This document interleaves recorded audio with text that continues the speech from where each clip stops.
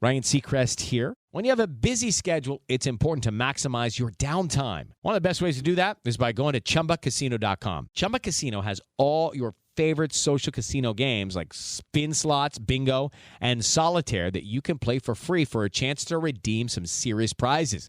So hop on to ChumbaCasino.com now and live the Chumba life. Sponsored by Chumba Casino. No purchase necessary. VGW Group. Void where prohibited by law. 21 plus. Terms and conditions apply.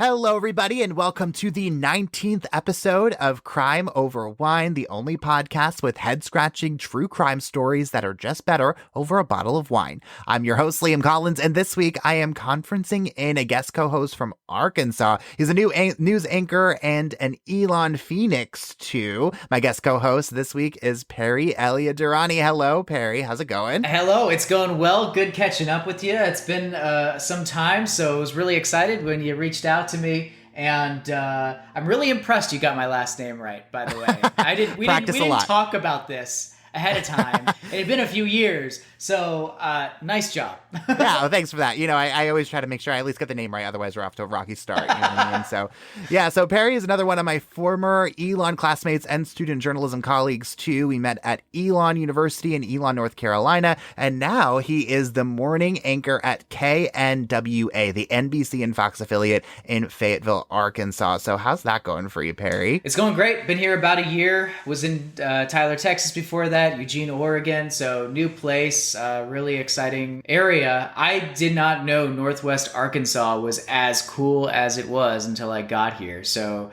it's been awesome, exploring a lot of outdoor places. And of course, it's in the South, so the weather's a lot warmer than it is in my hometown of Cleveland. So that's I would probably guess. I think they're still thawing out, right? I would probably guess by that. Yeah. Oh yeah. No, they're we didn't get as lucky this year. But anyway, I'm still happy because I'm warmer than where I could have been. And that's a win. Well, yeah, you know, I'm from New York and I feel the exact same way. I'm sure. Oh, yeah, you feel it even more. Oh, yeah, for sure. Well, you know, Perry, this is the part of the story that I get excited about every single week. Let's talk about wine. Let's do that. Oh, okay. Yeah. This week we are drinking Matua's Sauvignon Blanc. It's a white from Marlborough, New Zealand, and it says you can enjoy in the sunshine or by the sea, but it doesn't give a whole lot of like detail about like what kind of flavors and stuff. So I think we're just gonna have to like pick it out ourselves. Oh, what do you think, Perry? We'll have to try it. Yeah. Wah, wah. And again, killing it on these pronunciations because I'm not sure I would have gotten It sounds like Marlboro, like the cigarette. But yeah, I think that is the pronunciation. If not, then we're just gonna like go for it anyway. It's fine. Well, cheers to you, Perry. Cheers. Thanks so much for coming on. If I could clink glasses through a microphone, I totally would have. I know, that's the worst part about this because I love that sound. I love that clink sound. Well, actually, I'll probably do this. Hold on. Yeah. That was pretty good. All right. Yeah. There you go, right at the bottom of the bottle there. Okay, so this is definitely giving like very strong Sauvignon Blanc vibes. This is pretty much like every Sauvignon Blanc I've ever tasted, pretty much. Well, this says you drink it in the sunshine, drink it in the warm weather. There you go. That's the best way to enjoy a white, though. For sure. Well, you know, Perry, I have to say, the story I'm about to tell you this week is absolutely insane. I just have to dive into it. I have so much to talk about. Yeah. I'm sure you will too. So let's get on to that. What do you say? Let's do it. Yeah, so this week, Perry, I wanted to bring you back to central North Carolina, just about an hour from where we both spent 4 years of our lives. But years before either of us lived just down the road from there, a mystery played out that boggled minds and broke hearts all across the Tar Heel state. This week, Perry, I want to tell you the story of Kathleen Peterson, the infamous staircase.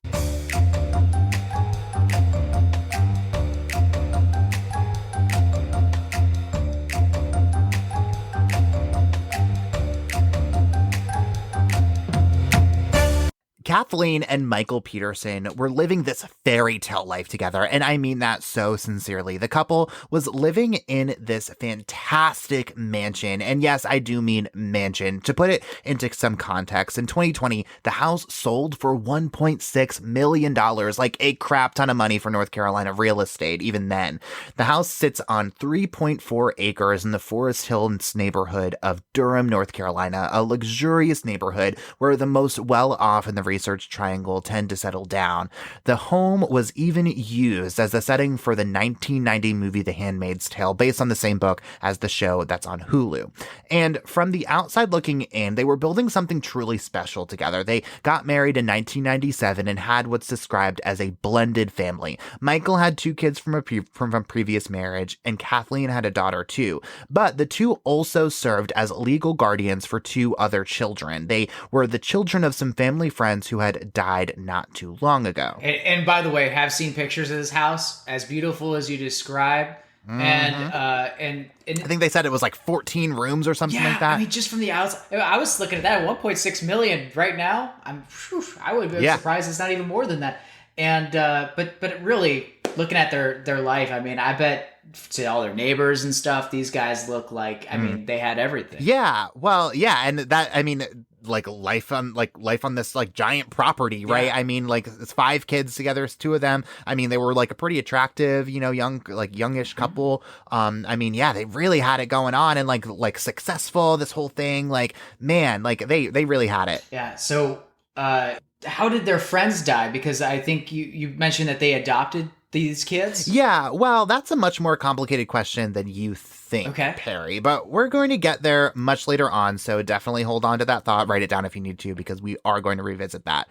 At 48, Kathleen was this powerhouse of a woman. Her friends and family described her as strong, resourceful, hardworking, and fun-loving. And frankly, you can see that in every picture you see of her. She looks happy, successful, loving life, and totally head over heels in love with her husband, Michael. Michael collected his wealth as an author. He wrote 3 different books about his time serving in the Vietnam War. He also ran for mayor of the city of Durham in 1999, but lost by just about 2,000 votes. Yeah, I'm going to take a sip. I feel like this is just getting good. I'm like, like in the movies where you just start to settle in, and you're like, oh, okay, all right, I'm feeling it now. Oh yeah, the music's playing. Well, Perry, it's really hard to imagine just how quickly this next part of the story comes up. But frankly, December 9th, 2001 seems to come just as abruptly. So how full is your glass right now, Perry? Because I promise you're going to need quite a bit to hear this next part of the story. I poured right around to the curve, which is a very generous curve, so I'm ready. Well, savor every single sip, Perry, because you're going to need it. So the Petersons spent the evening of December 8th, 2001, watching a movie together before going out to sit by the pool and drink some wine. Kathleen went to bed a bit earlier than Michael, who took about half an hour to sit outside and sit in his own thoughts. Around 2:40 in the morning, Michael follows Kathleen into bed, and to his shock, he finds Kathleen slumped over, unconscious, and bloodied at the foot of the home's back staircase, and he immediately calls 911. Durham 911, where's your emergency? 1810 Cedar Street, please. What's wrong? My wife had an accident. She's still breathing. What kind of accident? She's down on the stairs. She's still breathing. Please come. Is she conscious? What? Is she conscious? No, she's not conscious. Okay. How many stairs did you fall down? Huh? How many stairs? Stairs. How many stairs? Calm down, sir. Calm down. No, 15, 20, I don't know. Please, get somebody here right away, please. Okay, somebody's dispatching the ambulance while I ask you questions. It's in Forest Hills, okay? Please. Okay, sir, somebody else is dispatching the ambulance. Okay, is she awake now? Hello? Hello?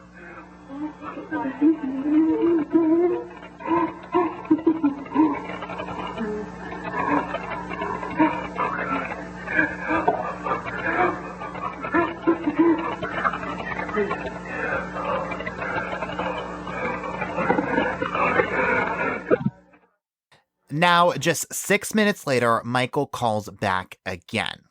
911, where's your emergency? Where are they? It's 1810. She's not breathing. Please, would you hurry up? Sir, calm down. They're on the way. Can you tell me for sure she's not breathing? Sir? Hello?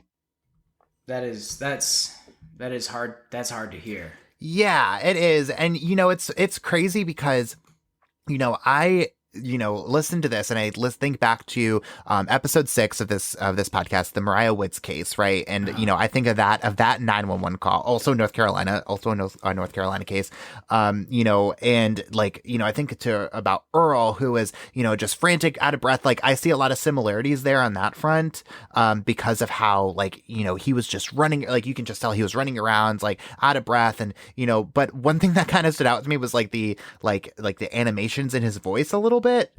Did you catch on to that too a little bit?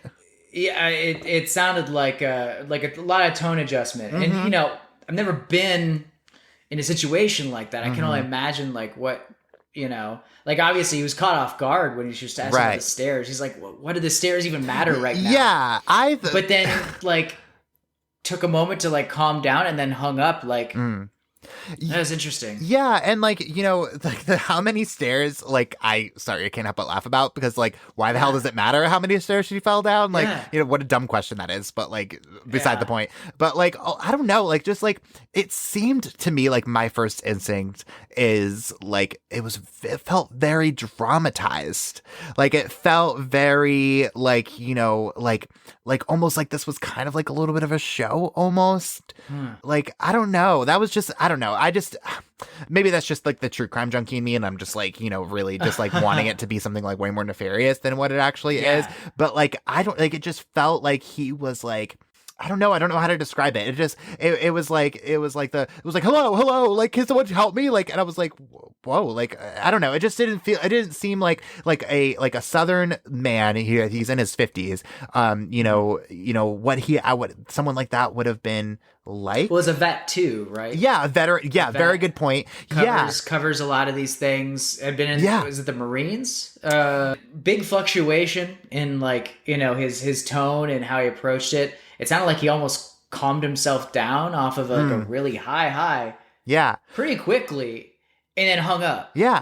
You would have expected once you calm down, or he seemed to have audibly calmed down. That's when you would have told the dispatcher more information that I think they were going to be requesting. Yeah. And well, so you brought up a good point because you never know how you're going to react in the situation. Everyone reacts differently. And this is truly, I would imagine, the most authentic, raw reaction you're ever going to have in your life. Right. Cause who practices for that kind of thing.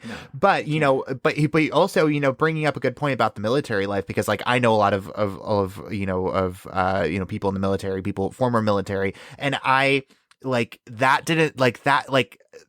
have this very stoic kind of collected personality, and that I didn't get that at all from this either. So that I think was really interesting, because I would imagine that he's seen some stuff, you know what I mean? You're telling me you're in Vietnam, but this is what really gets you. It was his wife, to be fair. Right. Yeah. I mean, I have to imagine that's a little bit more traumatic, but yeah, I don't know. Something just feels very off of me about this. But we'll get there probably. But by the time paramedics arrived, Kathleen was already dead. There was a large amount of blood, more blood, Perry, than I could even describe to you. And frankly, it's a scene you won't be able to unsee. Kathleen had severe injuries, a fracture of her left thyroid cartilage, or the bones that make up the neck, and 7 lacerations to the top and back of her head. But there are no major fractures, brain swelling, or bruising. The medical examiner later says that Kathleen likely died from blood loss anywhere from 45 minutes to an hour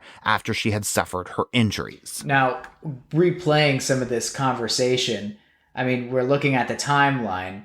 This was about 30 minutes after they were supposedly hanging out, right? Yeah. So, Perry, your brain is going right where a lot of people's minds are going at this point, and the timeline of Kathleen's death is not the only thing that does not seem to be adding up here.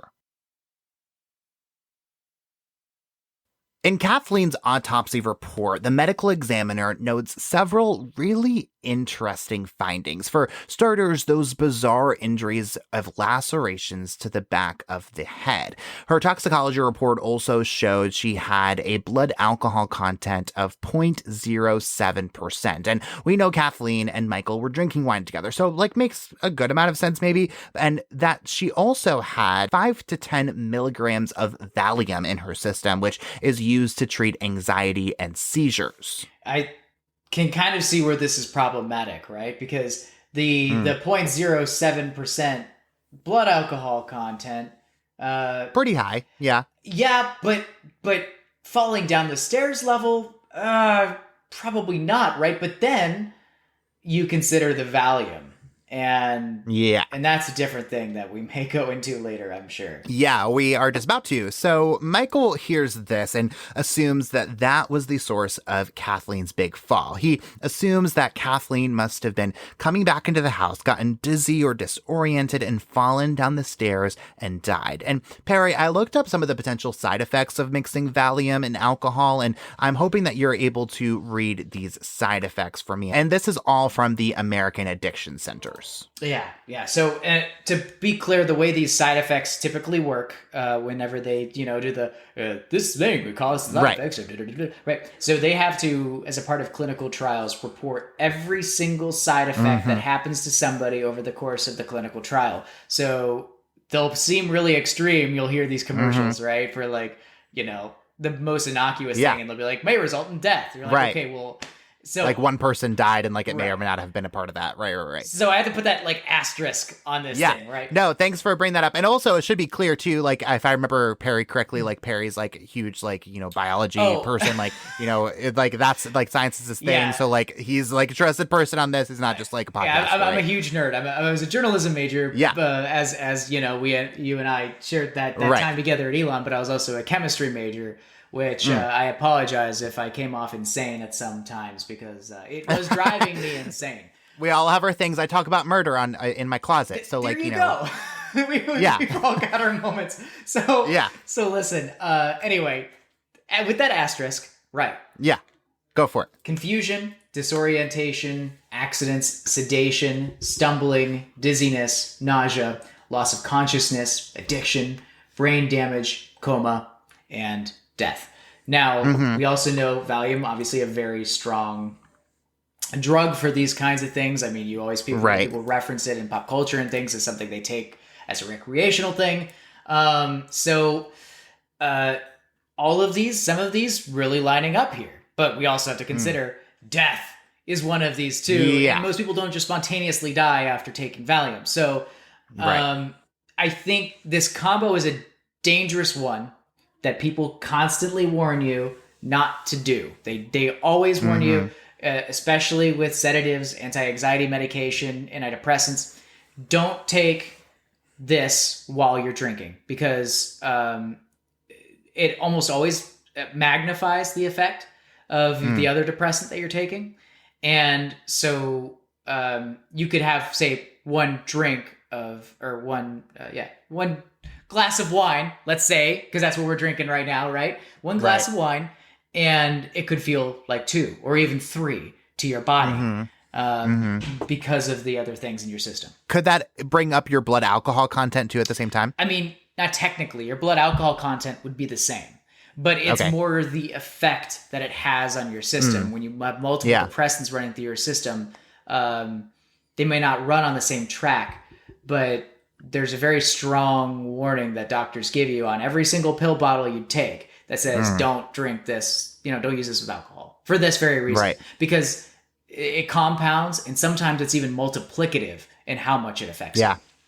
Yeah. And I'm also wondering, because this is pretty much the only reference that I've seen as to the fact that Kathleen was taking these pills. And so I'm wondering, I guess, why she was taking them necessarily. Because I never saw any references to the fact that she had anxiety or had these illnesses. Not saying that she doesn't. I mean, or, you can have these things and not tell anyone about it. Right. I mean, no one, there's no requirement for you to do that. So I don't know. I guess I kind of side eye this a little bit for that reason, only because for reasons that we're going to get into, obviously. But, you know, and again, because it feels like very convenient, right? You know, they're talking about dizziness, they're talking about stumbling, they're talking about loss of consciousness, you know, all these things that like would, you know, cause you to fall down the stairs at this, you know, the 30-second time frame that you happen to be walking up the stairs, you know? Yeah. So already a really interesting like thing to add to the pot of who did this?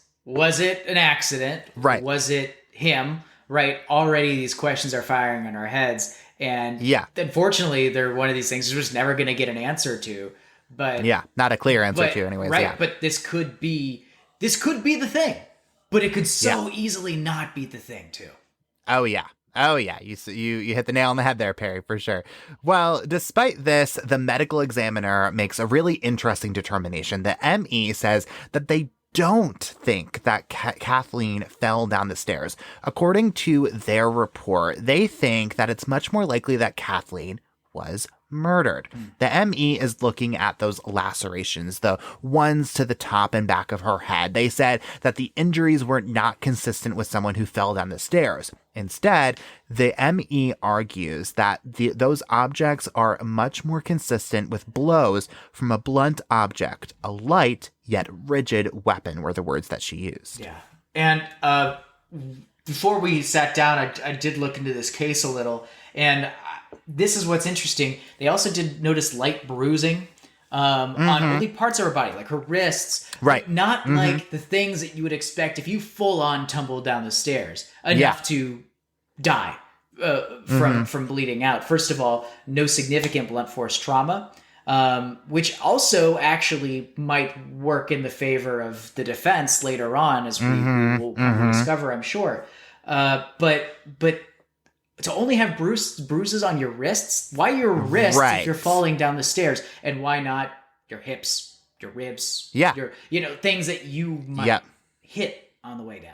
Yeah, and we're going to get to that a little bit later on and talk about why that is a little side eye and worthy of very, very worthy of a double eyebrow raise. I like the side eye expression. Yeah. That's my thing. So I side eye a lot of things. It's this whole case. Yeah. I side eye this whole entire case, but this case is worth a double eyebrow raise for sure.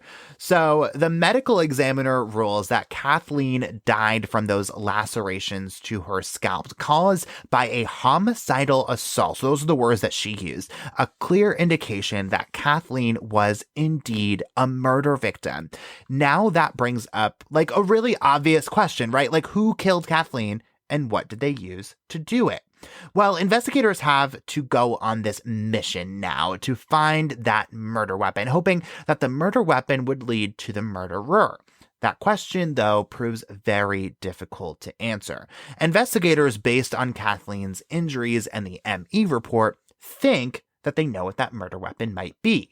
What might that be? Well, they think it might be a custom-made fireplace poker that was given to the Petersons as a gift. But it's not that simple, right? I mean, when have I ever told you a story that's like that simple? I feel like if we wouldn't be talking about this right now if it were that simple. No. This would be like, this would have been over 20 years ago if that was that simple. Right. Yeah. Well, and so the problem is that the poker is nowhere to be found. A missing murder weapon, maybe? Yeah. Well, so obviously this creates some logistical problems for their argument, right? I mean, how can they prove that this very specific, again, custom-made poker was used to murder Kathleen if they can't produce it or test it for blood and DNA? But that doesn't stop them from moving forward with this case at all, not even for 1 second. On December 20th, just 11 days after Kathleen Peterson died, police arrest and charge Michael Peterson, Kathleen's husband, of 2 years with her murder. With the fire poker evidence then? Was that enough for them? Nope, not quite. The fire poker is important, but not quite important right at this very moment. Basically, and we're going to get to this whole thing, but, you know, there's a lot of things that they use to point to Michael. Yeah, how did that all happen? Yeah, well, there are a few pieces of evidence that police point to that they say proves Michael had something to do with her death. For starters, police are not buying this story that Kathleen fell down the stairs. They said the blood pooling did not support that theory at all. All of Kathleen's blood was pooled at the bottom of the stairs and on the walls. There was no blood on any of the stairs leading up to the top of the staircase. So, like, how did she fall down the stairs without leaving a single droplet of blood? That makes absolutely no sense. A bunch of lacerations on the back of her head at the bottom. Right. Yeah. Right. And so on top of that, police said that some of the blood that pooled on Kathleen's feet didn't add up entirely either. They said that the blood that was on her feet was consistent with with pooling from Kathleen attempting to possibly stand up after she had already began bleeding. So they say that was more evidence that Kathleen died from blunt force trauma, not a fall down the stairs, because if the fall was bad enough to kill her, surely it would have knocked her unconscious, right? But between the first and seventh blows to the back of her head, it's, you know, entirely possible that she could have stood up to try and defend herself, only to fail and fall back down at the foot of the stairs. Yeah. And this is what I think is really interesting is the blunt force trauma isn't there in terms of the autopsy. Like the lacerations were, but the actual damage to the skull wasn't. And that, I think, is one of the most fascinating bits that kind of goes into this theory of how did you get the lacerations that were enough to kill you without something hitting you with enough force to also cause that blunt force trauma. Yeah, and you know, it's kind of crazy too, because that kind of adds to this like very specific like murder weapon that like they just can't find. Yeah. Like, where did that even come from? So like, yeah, that is really fascinating too. I totally agree with that. Like a really brutal scratch, but like a killer one. Right. And so the description of this murder weapon, right, is so interesting to me because it's talking about a light yet rigid object. Like, what does that even mean, really? Like, I don't even really know. Like a light yet rigid object. Like, I think of like a pen. Like a pen's like light, you know, but yet like pretty rigid, but it wouldn't kill you unless you were like stabbing it with the tip. Yeah. And you and I, we both work as reporters and have done a lot of this. We've done with a lot of police jargon, and it's an interesting territory because, like, on one end, you know, they want to be factual, so they are purposely not very descriptive because they don't want what they're saying to be incorrect and have that blow up in their face later. Yeah. But at the same time, when you're looking at this from a press perspective, as a normal person, you're like, light rigid object. Could you give us a little bit more? Like, I don't know. Yeah. Right. Like, what the heck? What does that even mean? What even is that? Like, man. Yeah. Oh man. Yeah. I have so many questions about.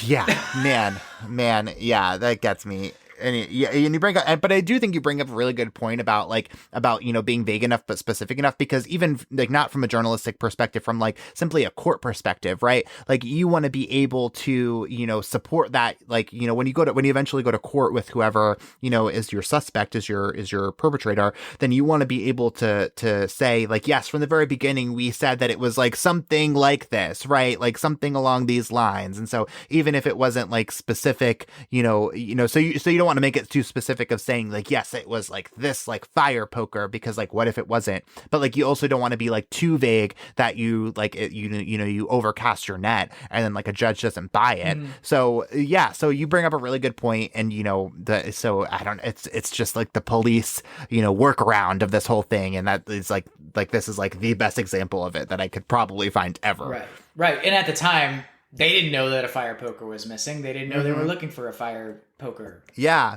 right.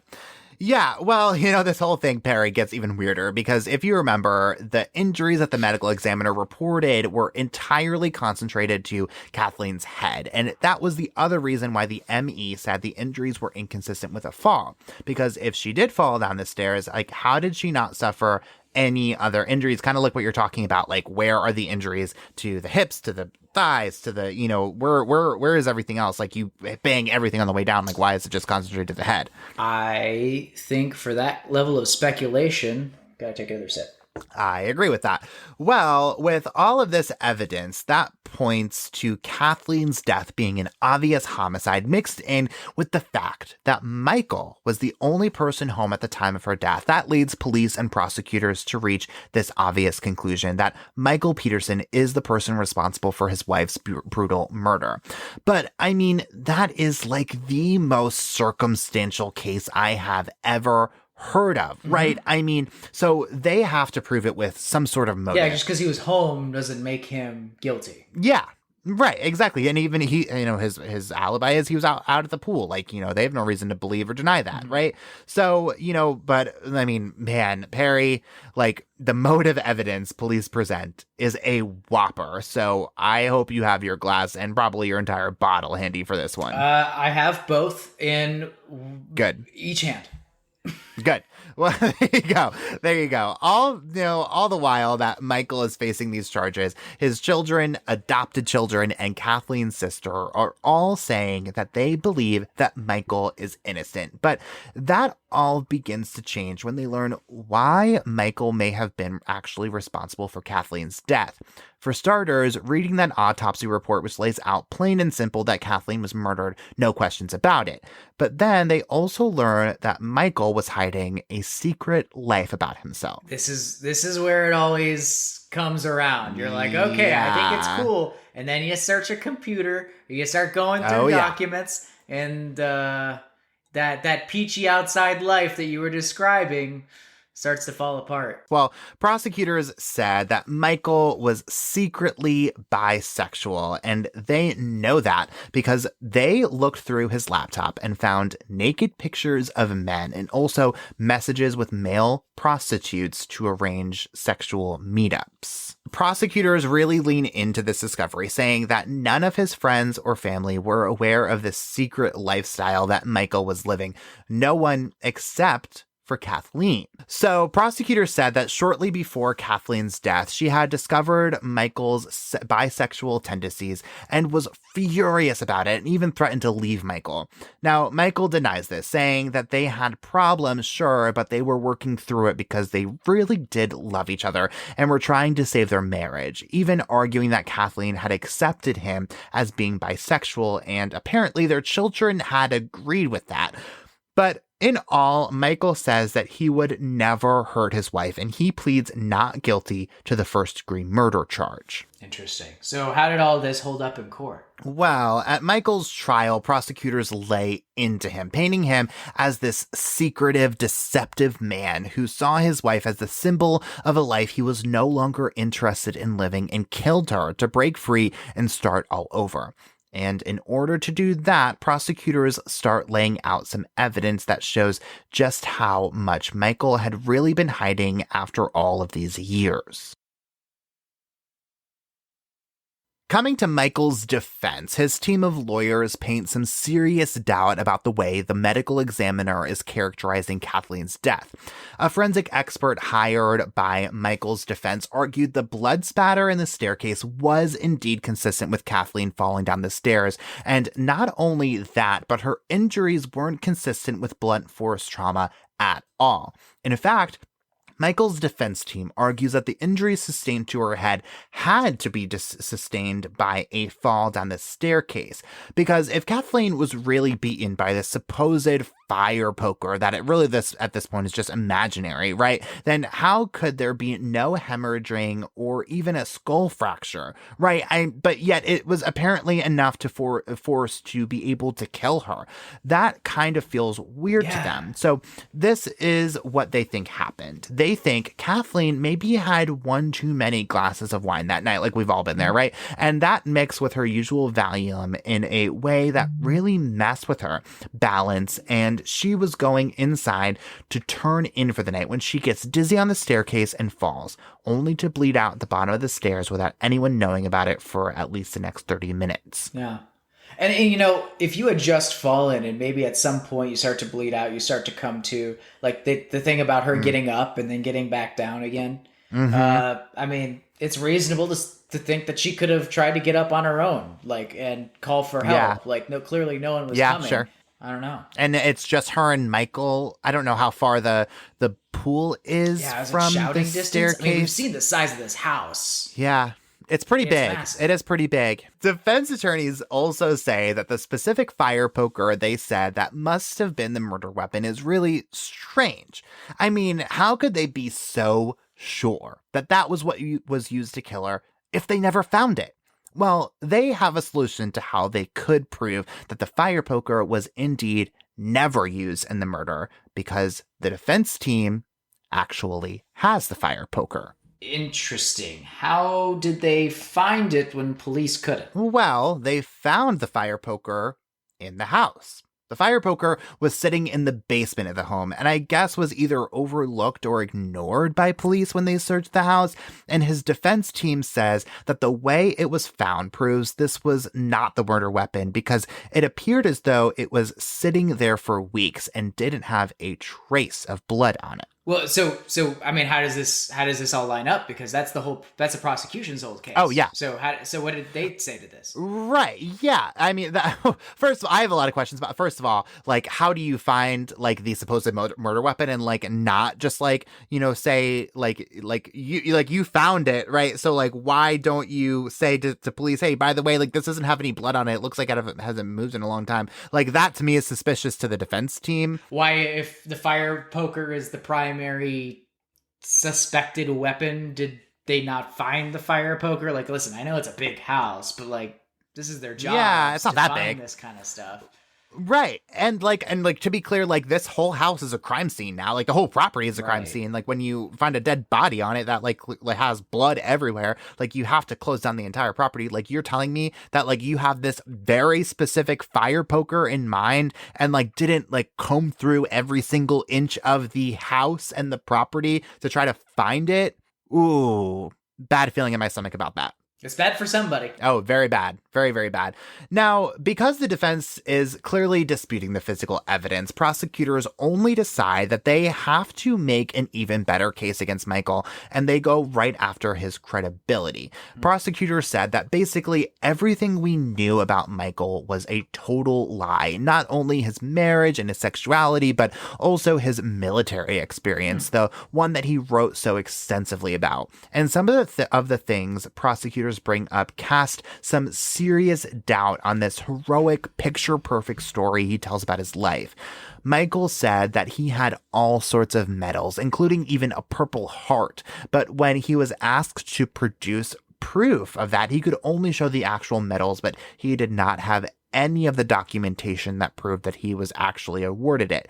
Plus, Perry, do you remember when I told you about how Michael ran for mayor of the city of Durham? Yeah. How does this tie in? Well, apparently one of the reasons that he lost, as reported by WRAL, the NBC affiliate in Raleigh, North Carolina, was because he admitted to lying about some of the stories that he told in his book, including an injury that he said he sustained in Vietnam. Michael said that he has sustained a permanent injury to his right leg in combat, but then later admitted that he had actually injured his leg in a car crash in Japan. It's not really like, oh man, like I guess that slipped my mind. If you have a permanent injury, you don't even have to remember it. You can just look down, right? Well, and like also like not only like, like different like circumstances of like how this all happened, but you also like wrote a whole freaking book about Right. it.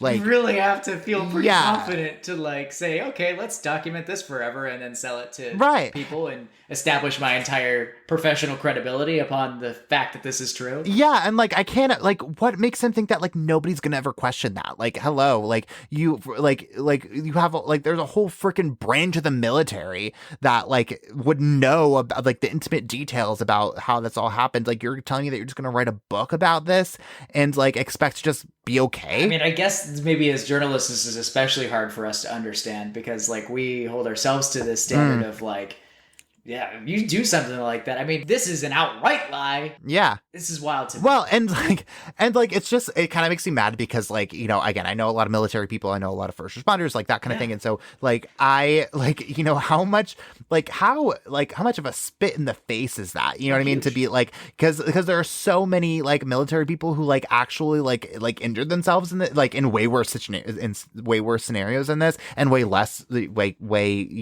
severe scenarios than this. And so you're gonna like, you know, totally lie about this, serve in the military, and totally lie about how you injured your leg, and then write a whole freaking book about it. Like that is so embarrassing to you, but also to the whole military, who like is actually like, you know, sacrificing things on a regular basis to actually suffering potential permanent injuries to their right leg. And you're gonna profit off of it. Yeah. Ugh, gross. Totally gross. Yeah.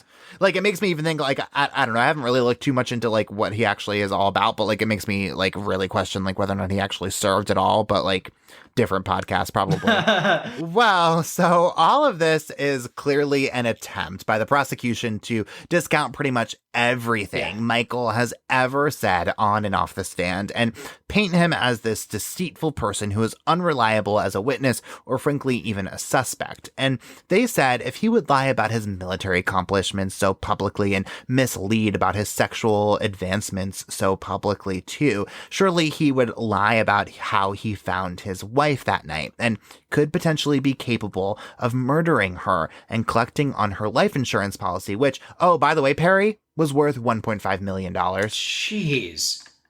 Man, I wish one day my life insurance policy is that strong. Like, I wonder where, it makes me wonder, like, I didn't really look too much into this, but it makes me wonder what Kathleen did. Like, holy crap, girl.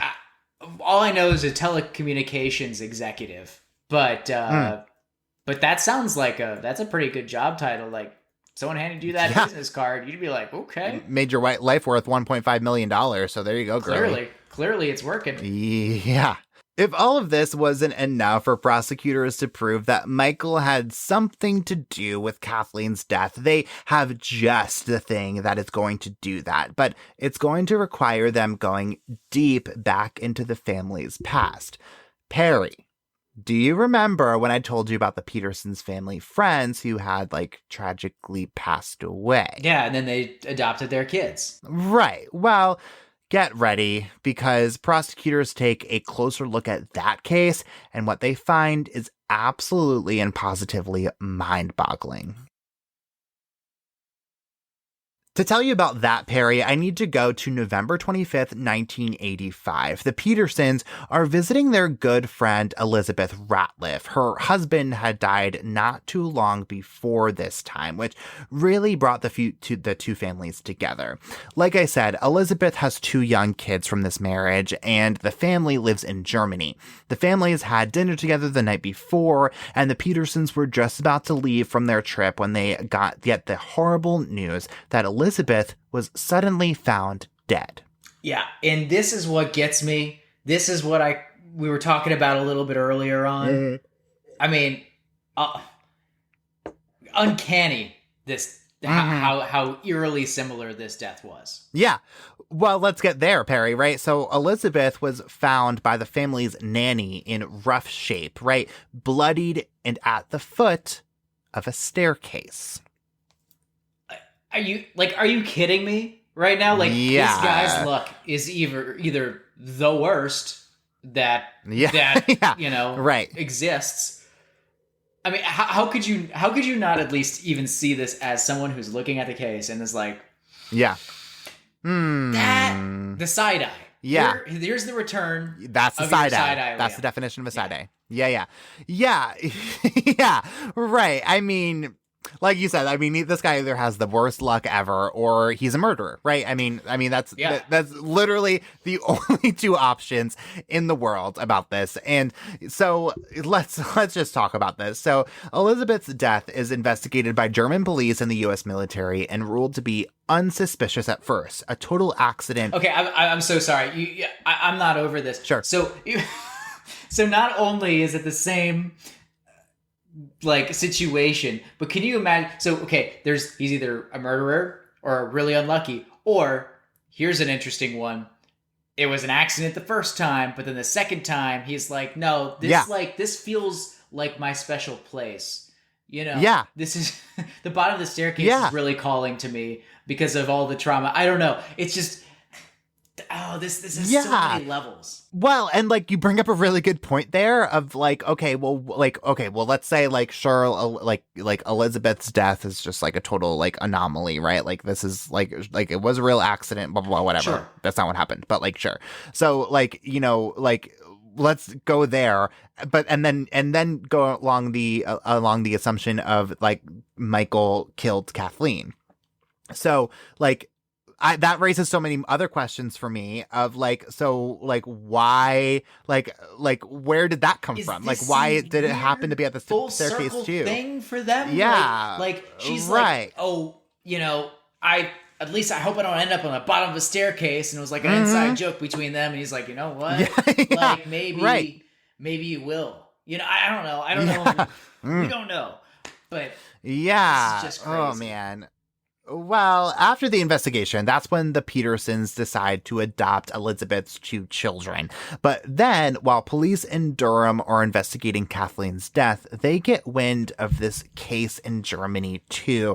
And obviously, like we said, the similarities are just too much to ignore. They interview witnesses and look over reports and find that the night before Elizabeth was found, Michael wrapped up dinner with the Ratliff family and helped to put her children to bed.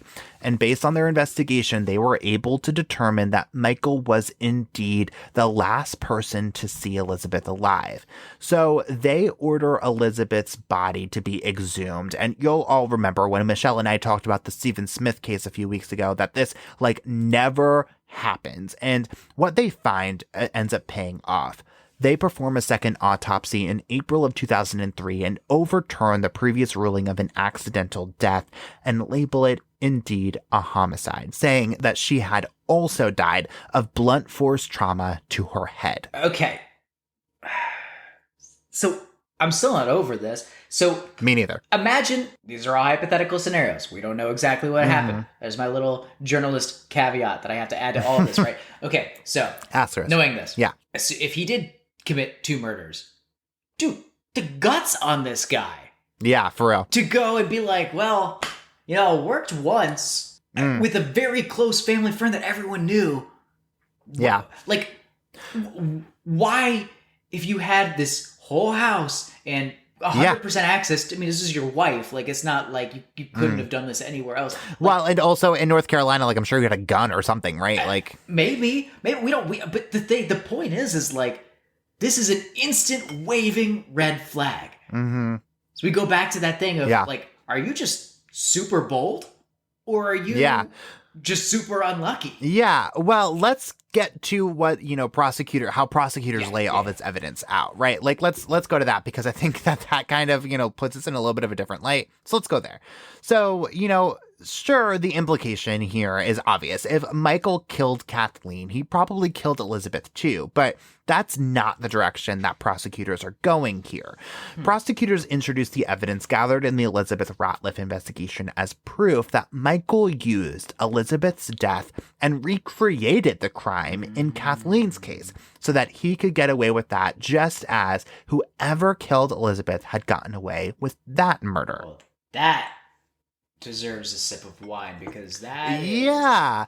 Well, but also kind of if that's true, kind of genius. Hate to even put give a murderer that kind of credit, but it's true. You see a murder of your friend at the bottom of the staircase, whoever did it got away with it. Sure, I want to murder my wife. Let's go for I it, guess right? If it worked for somebody else, maybe it right. I can't. It's so hard for me to believe that someone who paints themselves as a journalist is regardless of your opinions, clearly a thoughtful person, because you have to be a level of thoughtful in order to write books and run for mayor and to do all the things that he was trying to do with his life and enjoy the success that he was enjoying with his life. You gotta think that at some point the thought occurred to him that was everyone can easily see that this death happened in my life. And it would be real Looks fishy. shady if I did something similar. So you just not care? Yeah. Oh, and by the way, like, everyone knows that you're the last person to see both of these women alive. Right. Yeah.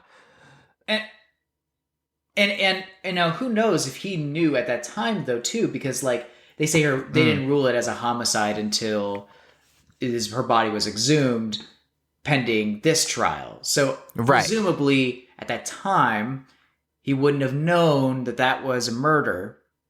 True. Very, very, very, very true.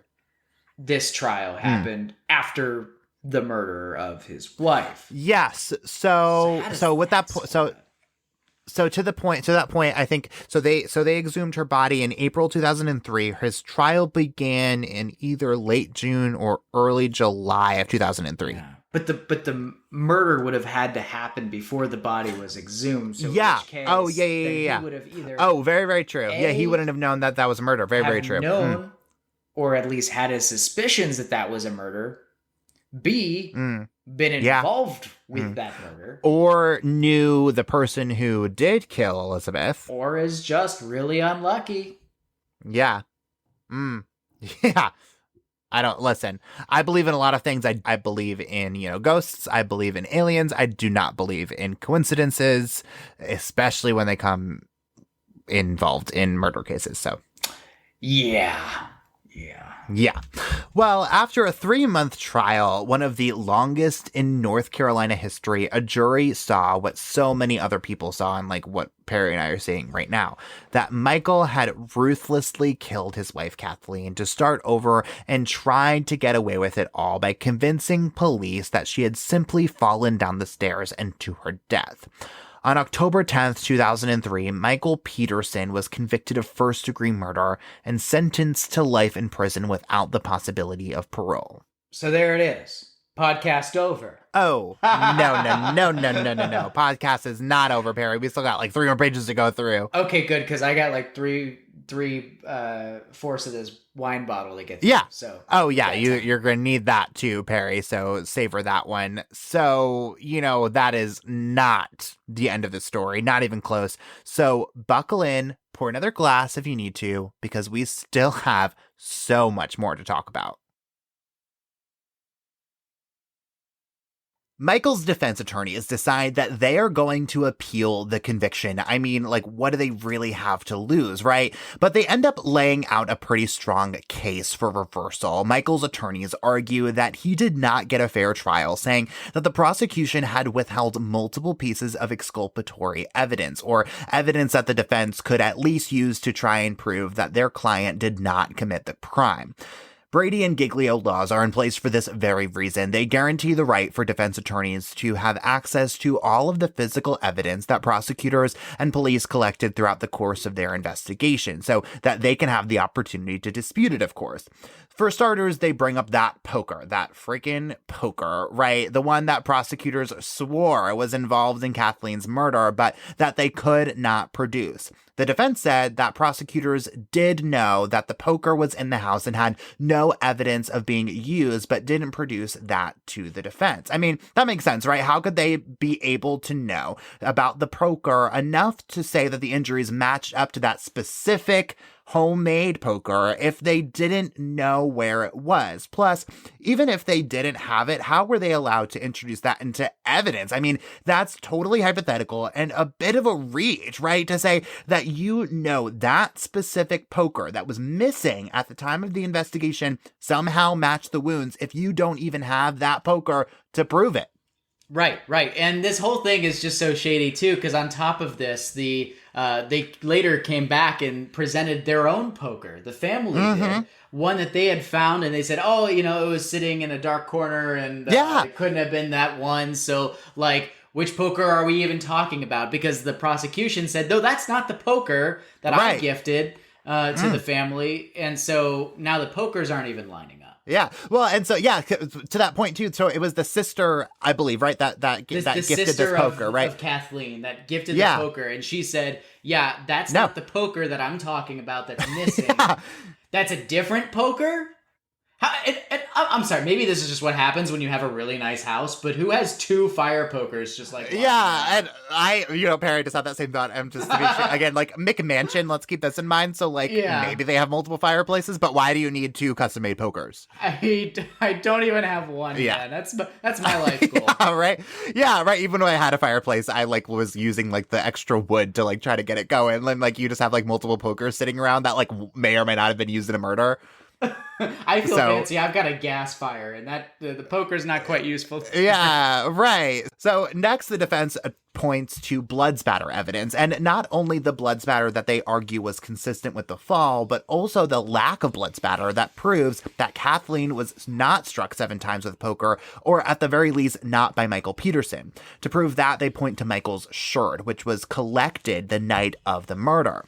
The defense says that there was no blood spatter at all on Michael's shirt, and the prosecution knew there wasn't. And how could a person who committed a murder with as much blood as was found at the foot of the staircase that night not have a single droplet of blood on his clothing? And the reason the defense uses this in their appeal for a new trial is because that night police looked over the shirt and said there was no blood on it at all, but also said that they used black lights to look the shirt over and found no traces of blood and didn't turn that information over to the defense before the trial. And that's going to get you in trouble. And it's interesting because, like, in one way, this works in the defense's favor, obviously, because they didn't receive this information. It's critical to the trial. And you know, I'm sure we're getting to the point where, you know, okay, now we have to go back and take a look at this. Yeah. But it's also interesting, too, because your shirt's completely clean. I mean, we heard the 911 call, and you can look up the pictures. I mean, it's a big pile of blood, and it's odd that it wouldn't have a drop of blood on him. Yeah. You know, I would almost suspect, even if he was innocent, that the shirt would have a little bit of blood. Yeah, and, like, also, to that point, like I even look at you, like, even more with a little bit of like, my famous side eye, because I, like, why, like, if I found my wife at the foot of a staircase, dead, unconscious, whatever, with that much blood everywhere, like, you're telling me that you didn't, like, grab her, like, you know, like, instinctively, like, try to do CPR or something that, like, would have gotten some sort of blood on you. And then there was also, too, like, there was some reports reporting that they found blood, like on the inside of his shorts, and, like, that was, like, the only blood that they found, which was kind of strange. So, yeah, I don't know. And, like, but also, too, like, so, like, there's the possibility, I feel like if all that is true that we just talked about, that, like, this must have been, you know, how this, like, should have played out, then, like, then that leads to me, like, the only other option is, oh, well, he changed his clothes, but then, like, where are the other pieces of clothing that, like, would have had to have blood on it, and, like, why did he change his clothes with this mysterious fire poker? Right, exactly. Not fire poker number 2, but fire poker number 1. Right, exactly. So yeah, oh man, and so, but then that, like, leads to the obvious question of, like, okay, well, like why did he change his clothes? Why did he feel the need to change his clothes? Like, that just makes you look so suspicious. Yeah. Yeah. Well, all of this doesn't sway a judge. The defense files multiple appeals for a new trial, but it's denied over and over and over again. That is until 2011, when serious doubt is raised in North Carolina over a ton of cases handled by an analyst with the State Bureau of Investigation. The state's attorney general's office, headed by now Governor Roy Cooper, concluded an investigation into a series of materially misleading and deliberately false testimonies. That was their words from the analyst on a ton of cases. The attorney general found that the analyst had misled evidence in dozens of cases, and that analyst ended up being fired. And when that happens, you have to look at every single case that person has ever been a part of, and I mean every single one, and that included the trial of Michael Peterson. Michael's team used this information to run, and I mean run, to an appeals court to ask for a new trial, and he was granted one based on the results of this investigation. But they never got to that new trial because Michael takes what's called an Alford plea, which is an admission that there is indeed enough evidence to convict the person, but they still maintain that they are innocent. Michael is sentenced on a new misdemeanor charge and sentenced to reduced time, which included time that he had already served. But he had already served all of that time, so he was immediately freed.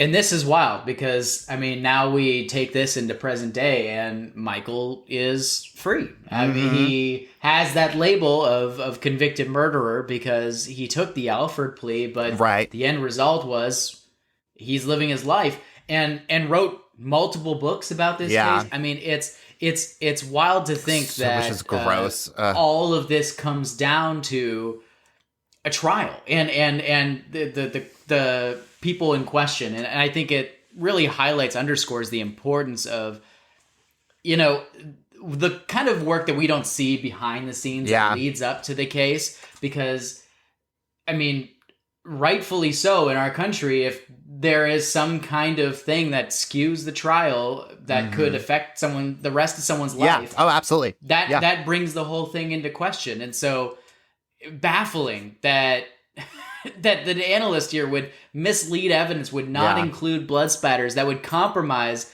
a major case, that would compromise some families potentially getting justice if this is what he did. So well, and that's why, you know, and that's exactly why, you know, we should be holding police, investigators, analysts under, you know, such an intense microscope, right? Because their work, every single piece of their work really does matter. And you not only can impact that one case, can impact dozens, hundreds of other cases, you know, depending on how big this mistake or this, you know, lie is, right? And so, you know, and so let's just go to now, you know, how this Alford plea, you know, affects the case, right? Because on paper, sure, you know, this is a closed case, right? In terms of prosecutors, in terms of investigators, they found their guy. He not admitted to doing it. So in their terms, case closed, right? But who's in jail for this?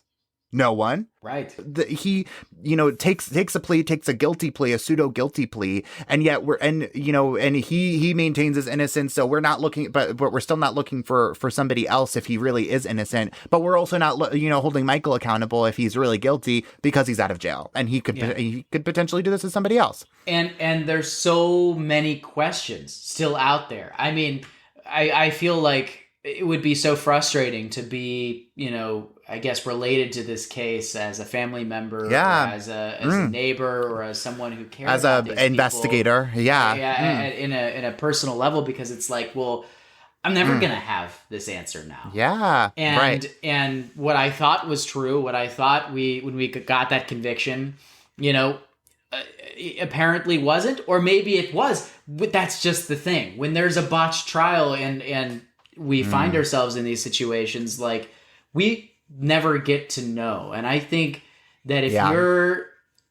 part of the family that lost a loved one and he deserves it now, you're looking back on this and you, if you believe that he did this, that Michael did this, you know, I can't imagine what that must feel like, knowing that he is out of jail, doing his thing, writing books, you know, and about profiting off of his wife's brutal, at the very least, death. Like, ugh, so gross. I will say, I mentioned these books a couple of times. I do believe that the proceeds from those books did go to charity, but nonetheless, I mean, I do think that he also got several deals on top of this. He used some of this publicity, as, if you believe he's innocent, maybe he should have. Yeah. But nonetheless, this propelled his career forward, which is just well, and he wrote other books, and I'm sure that you know, the even if he's not directly profiting off of these books, I'm sure that, you know, like you said, it raised his profile to collect money off of his other multiple books. Which, by the way, he also lied about, like, not even the point. But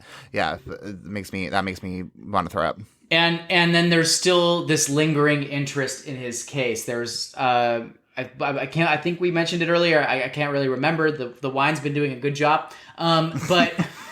But there obviously there's a Netflix series, there's an HBO series. And to just throw even more shade on this, he was involved in the original Netflix series to the point where he formed a relationship with one of the editors of that Netflix series. So even after this case, even after this is all done, if you believe that he's guilty, you're this family member and you're seeing this guy, I mean, literally having relationships with the people who are making the documentary about something that changed your family forever. I mean, I can't imagine the sting. Yeah, seriously. Well, at least from an investigative standpoint, right? Justice has been served, question mark. I don't know. But, like kind of what you alluded to, Perry, Michael's family had changed their mind about his involvement in Kathleen's death. They had all decided that they knew Michael was guilty. Kathleen's daughter filed a wrongful death lawsuit to try and get some justice for her mother's death. Michael ends up filing for bankruptcy in rebuttal, but Kathleen's daughter objects, and they end up reaching a settlement for a whopping $25 million in 2007. Okay, this is going to sound terrible, but my first instinct is, wow, it must be nice to be sued for $25 million. Like, does this guy have $25 million to burn? The whole point of the prosecutors were making was that he was possibly using this murder to collect life insurance money of like 1 point something million. Like, but yet he has 25 million, or at least can be sued for it. Yeah, and he files for bankruptcy, but then, a couple of years later, it's like, okay, actually, like, I'm not bankrupt. Like, I do have $25 million to give you because, you think that I killed your mom. So, wow. Yeah. Well, Perry, that is really where things stand with Kathleen's case today. But, there is this wild theory, and I do mean wild, about what may have happened to Kathleen. I know you are. If it indeed was not Michael after all, and it's just too crazy for me not to tell you about. So let's go there. Yeah, we'd be doing people a disservice if we didn't tell them. Oh, 100%. The owl theory. It is called the owl theory. And yes, you're hearing that right. It's the bird. Okay, it's the bird owl. And yes, it is because supporters of this theory believe that an owl may have been the one who killed Kathleen. This theory is based off of the fact, and yes, it is a fact, that police had found feathers and microscopic feathers too in Kathleen's hair and on her clothing. So the theory is that Kathleen was attacked by a barred owl outside of the house, and she ran inside, and that is when she tripped and fell down the stairs to her death. So it's hard when you're weighing this, because like someone's dead, right? And you don't want to like make light of that. However, this theory is ridiculous. It is a ridiculous theory, but the thing is what if like let's just imagine, because can you imagine if an owl had flown in, literally killed your wife, and now you're on the hook in this multi-year long, for decades, and you're sitting in jail like, man, this owl, like, I swear. Yeah, seriously. I told her we should have moved to somewhere they didn't have. Yeah, right. But going into this, I mean, these attacks aren't uncommon. And if you look at the patterns of the damage, there's actually really interesting diagrams that show how the talons of an owl could have actually lined up. It would have lined up with the fact that she had these deep scratches, but not the blunt force trauma that you maybe would have expected with this kind of death. Would have made actually a lot of things make sense. Except for the fact that would an owl really just outright kill somebody at the bottom of the stairs? Yeah, and be in the house too? I don't know.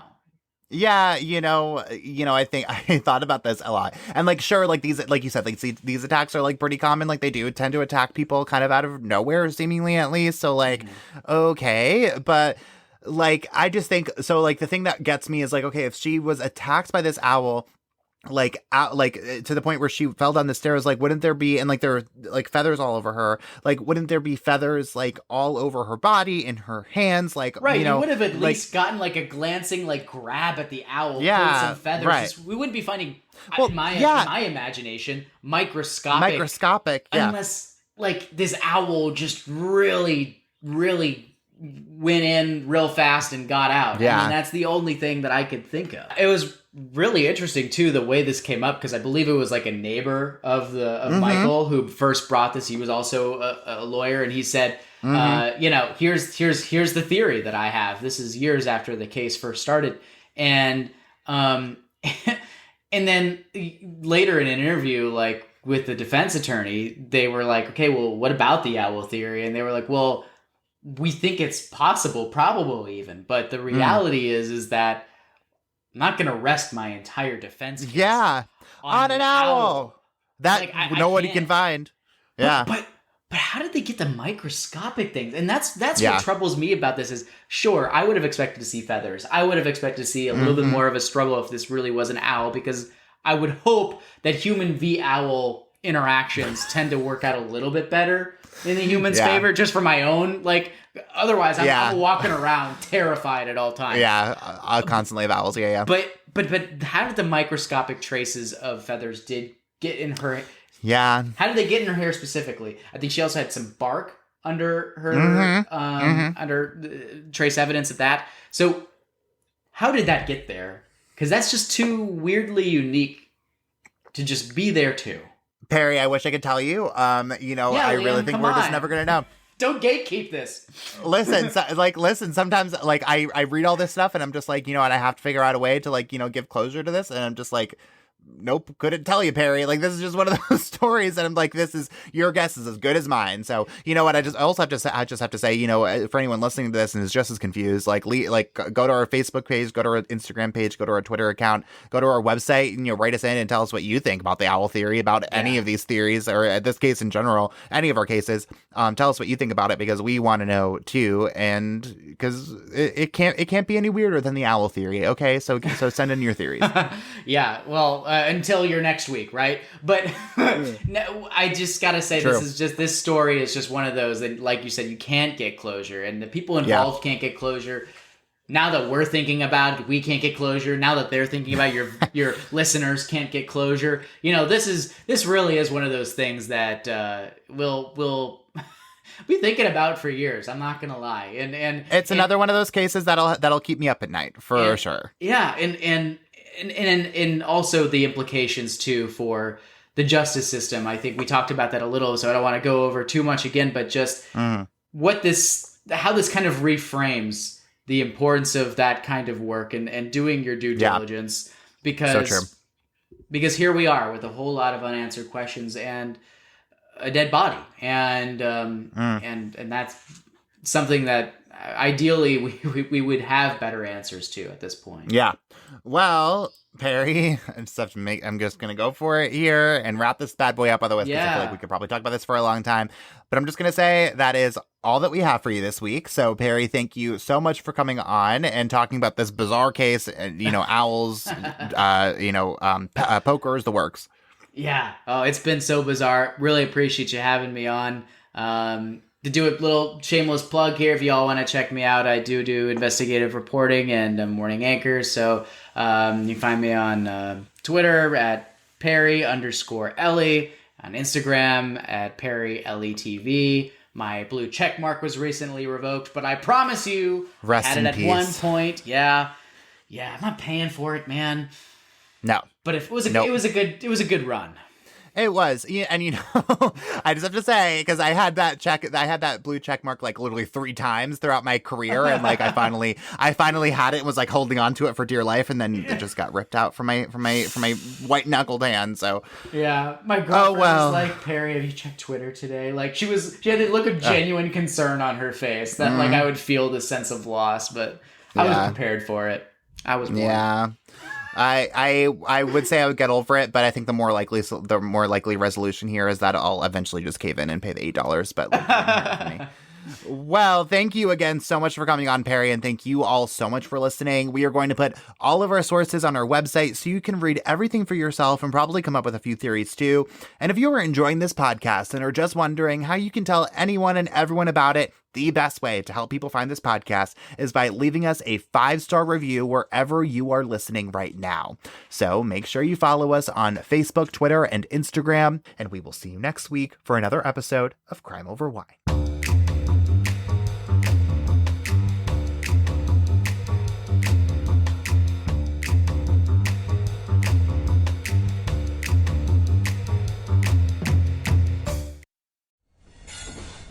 Proud member of the Podnuga Network. Step into the world of power, loyalty, and luck. I'm gonna make him an offer he can't refuse. With family, cannolis, and spins mean everything. Now, you wanna get mixed up in the family business. Introducing The Godfather at ChumbaCasino.com. Test your luck in the shadowy world of The Godfather slot. Someday, I will call upon you to do a service for me. Play The Godfather, now at ChumbaCasino.com. Welcome to the family. No